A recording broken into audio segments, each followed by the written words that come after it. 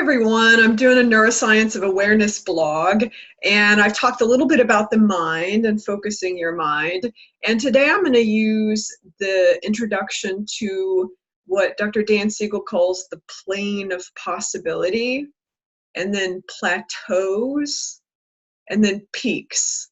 And this diagram, which I'm going to show you in a minute, is just a metaphor for when I was talking about the filter of the mind before. It's just like a lens that goes closer up and then backs away. It's just a visual metaphor for you to think of how the mind is working. And by having this visual metaphor, it helps me be able to explain things. So I'm going to show you that diagram.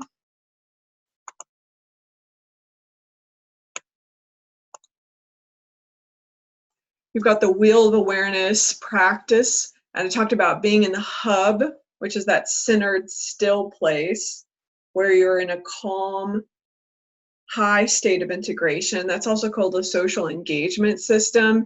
And then REM activity is words, thoughts, it's sensation coming from inside of you and also coming from outside of you, from external. That's all REM activity. So now I'm going to go to the next slide.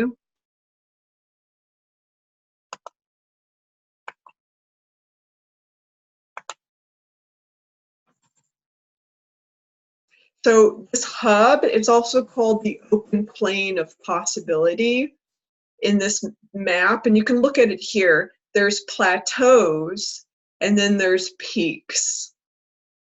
And what we want to do with our quality of attention is, I'm going to show it, it's called a sweep loop, but you want to have like 50% of your attention in the hub and 50% in the peaks. So right now, ideally, you would be in your body, listening to me, aware of it. Let's say you're sitting down, your sits bones touching the chair, the quality, the physical quality of what's going on with your internal state. You would be aware of that as you're listening to the presentation, because that definition of optimal mental health is that integrated brain, or that embodied nervous system. In other words, all the input coming from inside of you, a coherent mind aware of it, monitoring and modifying that information, and then being in relationship. So hopefully that's happening right now, where you're in relationship with me as you listen, and you're in the hub. And then also you're able to notice those peaks of awareness. The peaks are where you hear words and its manifestations. So there's plateaus, which is where you may have an idea. And when I get to trauma, I'm specifically going to go into this for a long time. We call these indelible plateaus, like a pair of glasses that filter the world. But I'll get to that later. And then there's peaks. And so the plateaus are who you think you are, how the world is, and the peaks are specific words, sensation in your body. If you can notice your breathing right now, is it more shallow? Is it slower and deeper?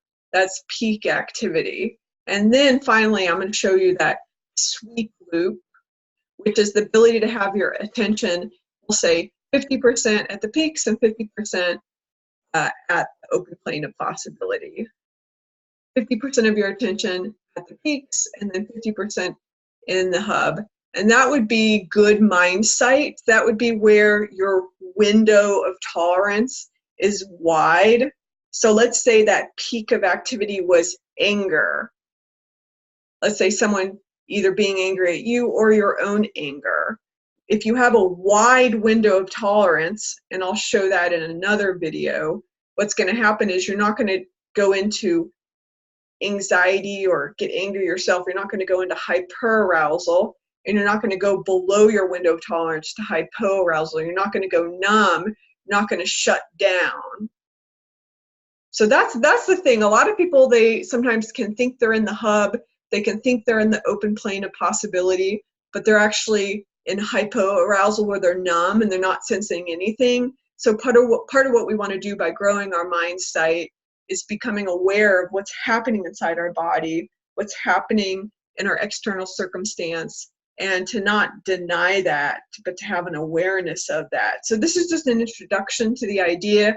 I'll be revisiting this over and over. If you have comments, let me know and we'll take this somewhere depending on what people want to hear.